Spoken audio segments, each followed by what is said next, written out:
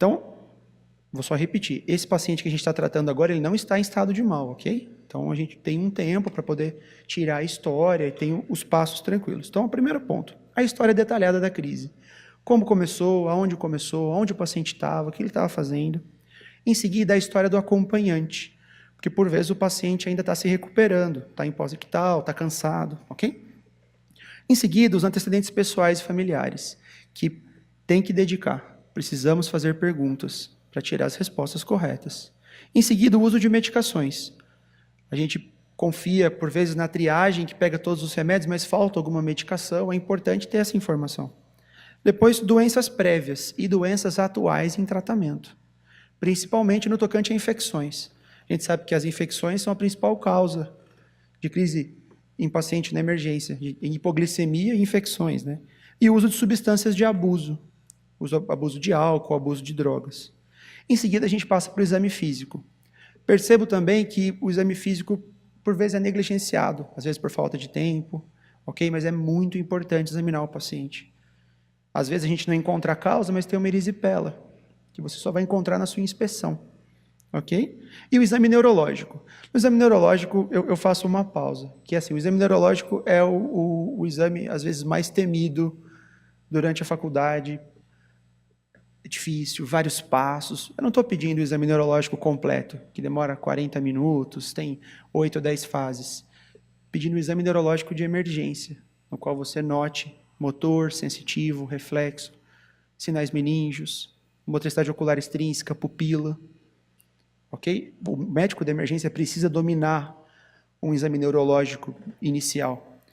E pelo menos ele precisa notar alguma alteração do exame, para poder fazer as hipóteses. Não tem como pular isso, ok? E se ele tiver alterado, a gente acaba abrindo mão de exames complementares para buscar a causa. Então, o médico de emergência ele tem à disposição um plantel de exames, ele tem que escolher, ok? Então, se ele quer uma tomografia, ele pode ter uma tomografia.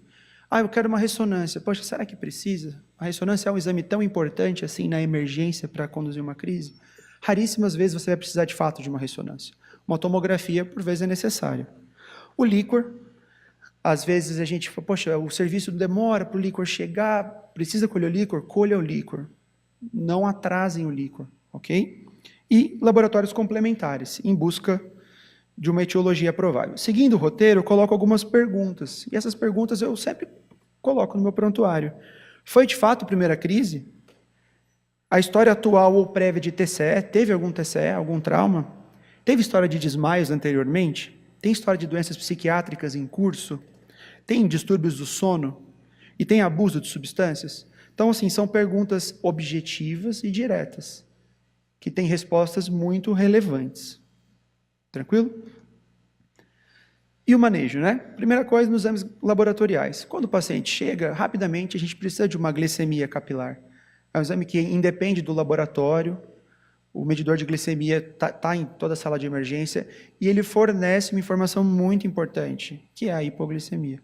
E dá para ser corrigida imediatamente. Então, eu até separo a glicemia capilar dos demais exames, devido à sua importância. Então, fez a glicemia está ok. Segue para exames gerais. Preciso de exames de imagem? Escolha os exames. Preciso de líquor? Solicite o líquor. Preciso de um eletroencéfalo? Aqui, raro, mas ele faz parte também. No estado de mal, a gente vai conversar mais sobre isso. Bom, essas são as causas que o médico de emergência é capaz de lidar de modo imediato, ok? Então, ele pode ter o diagnóstico de uma hiper ou uma hipoglicemia, distúrbios de osmolaridade, distúrbios eletrolíticos, lembrar sempre do sódio, ok? Sódio é o eletrólito muito importante nesse contexto de crise convulsiva. Buscar se o paciente tem uremia ou não, hipóxia ou hipercarbia, intoxicação exógena, abstinência ou abuso de drogas, infecções e, principalmente, se ele for epilético, tem que ter um cuidado. Se ele é um epilético que está em vigência de infecção ou se ele é um epilético que está descontinuando a medicação. Outras causas, né, de etiologia provável são causas neurológicas. Então, nós temos aqui algumas tomografias, ok? Então, hemorragia subaracnoide é uma possibilidade, o paciente se apresentar como uma crise, uma hemorragia intraparenquimatosa, um AVC isquêmico, infecções do sistema nervoso central, tumores e o TCE. Volto a dizer, as imagens são em caráter ilustrativo, por vezes o médico de emergência não consegue dominar toda essa propedêutica complementar, mas o importante é a suspeita e o diagnóstico. Por vezes o médico solicita a tomo e com auxílio de outros colegas ele chega ao diagnóstico, ok? Então nós temos aqui a presença de uma hemorragia subaracnoide, uma hemorragia intraparenquimatosa, uma sequela de AVC e lesões do sistema nervoso central em caráter expansivo e com edema. O pointer aqui, isso. Ok, então um mini caso, ok? Paciente de 68 anos, hipertenso e diabético pouco controlado, ok? Tem uma sequela de AVC isquêmico há 3 anos.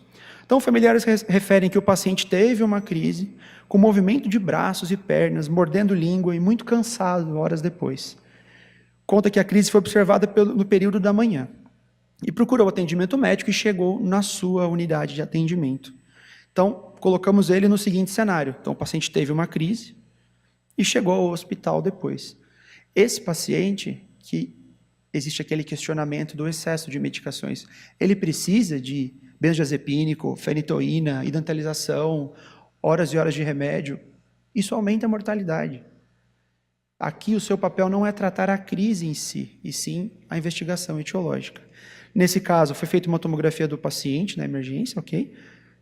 Ele tem uma sequela de AVC e estava com uma infecção de urina. Então, um caso simples, acho que não tem motivo de trazer casos raros, são casos comuns do dia a dia. Isso é um caso simples.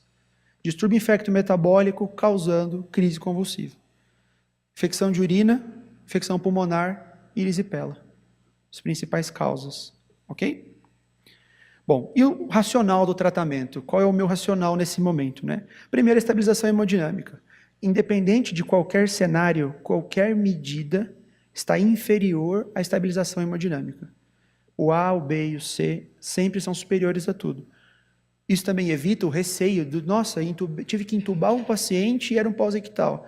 Ok, mas se ele não tinha como manter a via aérea, você fez a conduta certa. Então, você não precisa ter receio dessa conduta. O importante é lembrar que a estabilização hemodinâmica é o principal. Seguido de tratar a hipoglicemia. Vou bater nessa tecla novamente. Se o glicosímetro tiver menor que 60 mg por decilitro, trate imediatamente. 4 a 5 ampolas, 10 ml de glicose a 50%. Se o paciente tiver com perda de consciência associada ou não tiver uma história, você vai colocar tiamina também, ok? Na mesma solução. Trata a hipoglicemia. Em seguida, se tiver crise, trate a crise. Quanto tempo você precisa para fazer isso? De 0 a 5 minutos.